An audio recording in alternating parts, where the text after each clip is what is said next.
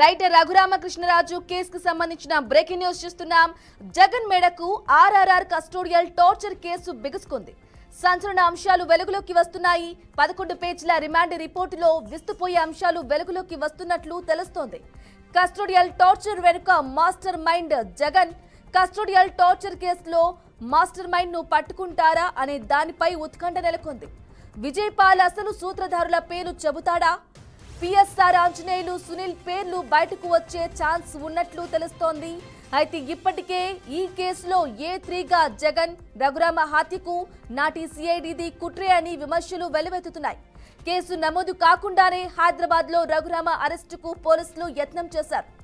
Bypass surgery జరిగిందని తెలిసి కూడా గుండెపై దాడి చేశారు. గుండెలపై కూర్చుని పుడిగుద్దులతో చంపే ప్రయత్నం చేశారని కూటమి నేతలు ఆరోపిస్తున్నారు. రాత్రి 10 గంటల 30 నిమిషాల నుంచి 11 గంటల మధ్య రఘురామ ఉన్న గది వద్ద విధుల్లో ఉన్న 4 సర్వే లైన్ సిబ్బందిని విజయపాల్ కిందకు పంపించారు.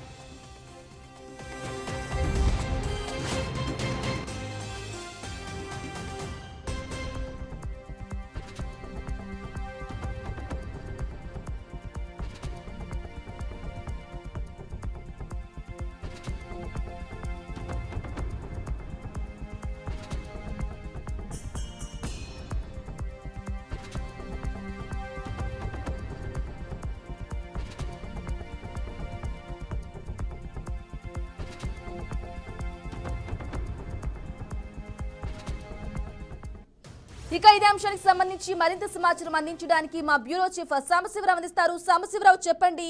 రఘురామరాజు కస్టోడియల్ టార్చర్ కేసులో ఇప్పటికే జగన్ A3గా ఉన్నారు అంటే ఉచ్చు బిగుస్తుందని అనుకోవాలంటారా సాంబశివరావు? మొత్తంగా చూసుకోవచ్చు. ఆ త్రిబుల్ కస్టోడియల్ కేసుకు సంబంధించి ఆ ఉచ్చు జగన్ కి బిగుకోవాలి. ఎందుకంటే ఇప్పటికే A3 నిందితుడిగా ఉన్నాడు జగన్మోహన్ రెడ్డి. గతంలో ఆ సీఎం గా ఉన్నప్పుడు త్రిబుల్ అరెస్ట్ కు సంబంధించి ఆయన కీలక పాత్ర పోషించారన్న విషయం తెలిసింది. ఎందుకంటే హైదరాబాద్ లో ఉన్నటువంటి త్రిబుల్ ని అరెస్ట్ చేసే ముందు ఎటువంటి అనుమతులు లేకుండా, కనీసం అరెస్ట్ వారెంట్ లేకుండా కూడా త్రిబుల్ అరెస్ట్ చేశారు. ఆ తర్వాత ఆయన గుంటూరు సిఐడి కార్యాలయానికి తీసుకొచ్చారు. అప్పుడు ఆ సిఐడి కార్యాలయానికి తీసుకురావడంలో కీలక పాత్ర పోషించిన వాళ్ళు డీజీ అప్పుడున్నటువంటి సునీల్, సిఐడి డీజీ సునీల్ ఉన్నారు. అదేవిధంగా విజయపాల్ ఎప్పుడో ఆయన అధికారిగా రిటైర్డ్ అయ్యాడు. రిటైర్డ్ అయినప్పటికీ కొన్ని ప్రస్తుతం గత ప్రభుత్వం అధికారంలో నియమించడం జరిగింది. ఆ నేపథ్యంలో విజయపాల్ దీంట్లో కీలక పాత్ర పోషించారని చెప్పుకోవాలి. అయితే త్రిబుల్ ను హత్య చేసే ప్రయత్నం చేశారని చెప్పేసి కూడా త్రిబుల్ కేసు పెట్టడం జరిగింది. దానికి సంబంధించి ఆయన పూర్తి ఆధారాలు కూడా సమర్పించినట్టుగా తెలుస్తోంది. అయితే ఇప్పుడు ప్రస్తుతం 11 పేజీల రిపోర్ట్ ను చూస్తే అది విస్తృతపోయే విధంగా ఉందని చెప్పుకోవచ్చు. ఎందుకంటే ఆ రిపోర్ట్ లో కొన్ని నమ్మలేని నిజాలు ఆ రిపోర్ట్ లో ఉన్నాయని చెప్పేసి కూడా చెప్తున్నటువంటి పరిస్థితి అయితే ఉందని చెప్పుకోవచ్చు. ఎందుకంటే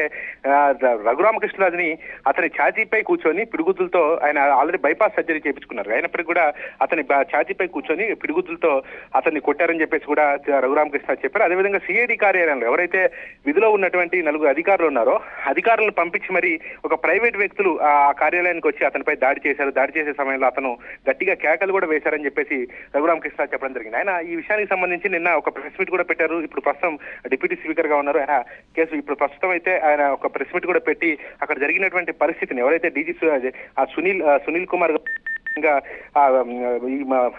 సునీల్ కుమార్ కావచ్చు, అదేవిధంగా మరొక అధికారి కావచ్చు, వీళ్ళందరూ కూడా తీవ్ర స్థాయిలో అతన్ని ఇబ్బందులకు గురి చేశారు. దాంట్లో విజయపాల్ కీలక పాత్ర పోషించారని చెప్పేసి కూడా చెప్తున్నారు. అయితే ఇప్పుడు విజయపాల్ నుంచి పూర్తి స్థాయిలో అయితే ఆధారాలు రాబడుతున్నారు. ఎందుకంటే ఇప్పుడు ప్రభుత్వంలో మొత్తం ఈ పాత్ర అంతా కూడా ఆ జగన్మోహన్ రెడ్డి వ్యవహారంలో నడిచింది. ఎందుకంటే ఆయన గత ప్రభుత్వానికి పూర్తి స్థాయిలో కూడా వ్యతిరేకంగా పనిచేసినటువంటి విషయం తెలిసింది. అప్పుడు ప్రభుత్వాన్ని పూర్తి స్థాయిలో విమర్శించడమే కాకుండా జగన్మోహన్ రెడ్డిని తీవ్ర స్థాయిలో విమర్శిస్తూ కూడా వచ్చారు త్రిబుల్.